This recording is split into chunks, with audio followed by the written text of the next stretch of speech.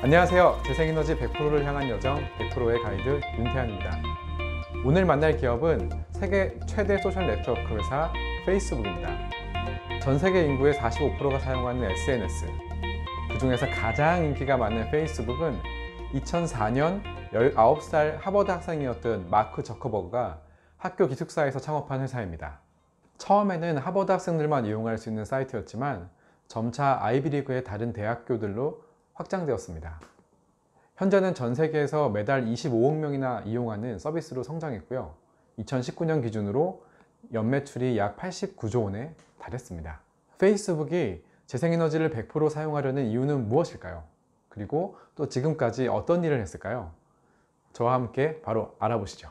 페이스북이 재생에너지 100%를 향해 달려가는 이유는 바로 기후위기의 심각성을 누구보다 잘 알고 있기 때문입니다. 수많은 페이스북 이용자들이 사용하는 어휘 중 기후변화, 기후위기는 전 세계에서 가장 많이 사용하는 단어 10개 중 하나였다고 합니다. 심지어 페이스북 CEO 마크 저커버그는 트럼프가 파리 기후협약 탈퇴를 선언한 이후 다음과 같이 말하기도 했습니다. 파리 기후협약에서 미국이 탈퇴하는 것은 환경에 안 좋고 경제에 안 좋으며 또 우리 아이들의 미래를 심각한 위기로 몰아넣을 수 있을 것입니다. 앞으로 페이스북은 데이터 센터에서 사용하는 모든 에너지를 100% 재생에너지로 공급될 수 있도록 할 계획입니다. 기후변화를 막는 것은 오로지 우리 모두가 지구 공동체로서 함께 움직일 때 가능하고 더 늦기 전에 행동을 해야 합니다. 페이스북이 사용하는 전력의 재생에너지 비중을 2017년에 50%로 2018년에는 75%로 높이는 데 성공했습니다.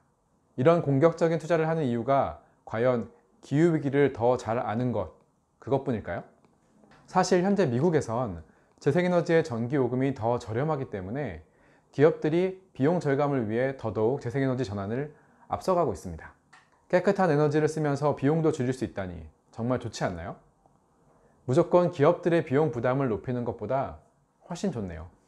그리하여 현재 페이스북은 데이터 센터와 오피스에서 공급되는 모든 전력을 태양광, 풍력 등과 같은 재생에너지로 보다 적극적으로 전환하고 있습니다.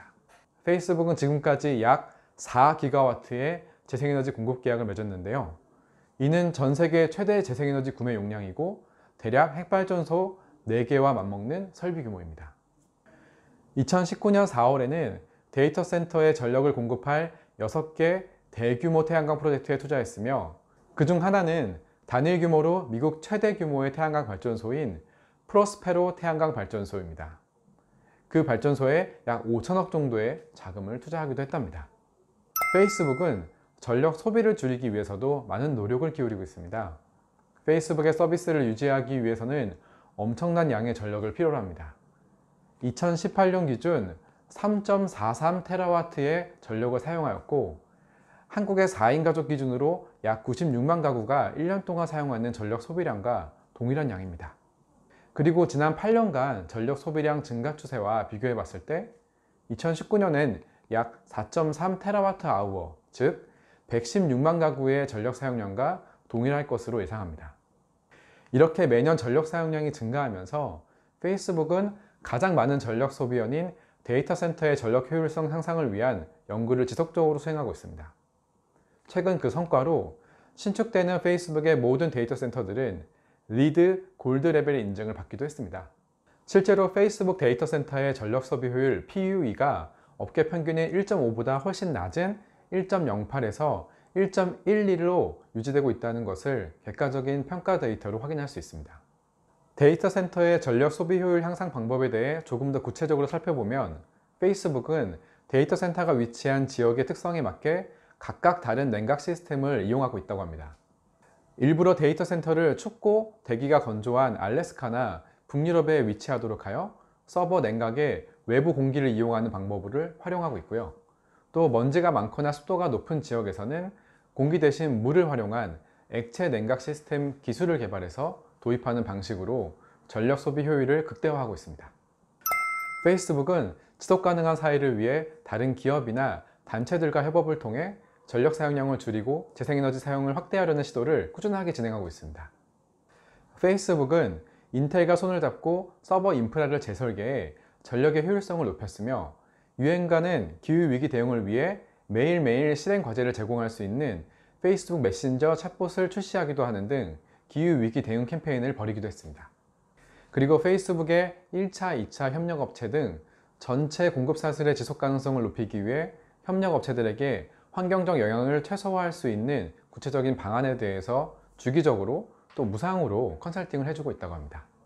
페이스북은 수자원을 절약하기 위해 노력하고 있기도 합니다. 페이스북 캘리포니아 본사의 경우 물 순환 시스템을 활용해 사용한 물의 75%를 건물 청소나 서버 냉각수로 재활용하고 있습니다.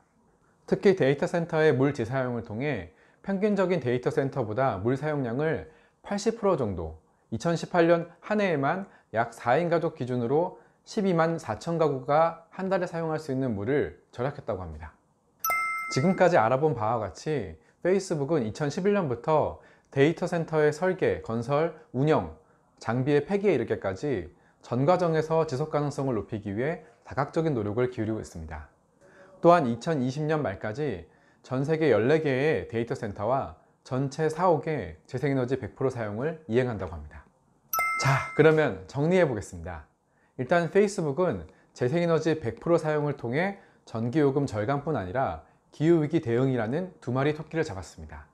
그리고 이러한 변화로 인해 정말 큰 소득은 앞으로 여러분과 같은 고객들이 페북이나 별스타그램을 더 사용할수록 재생에너지 생산량이 더 늘어날 수 있는 선순환 구조를 만들었다는 점입니다.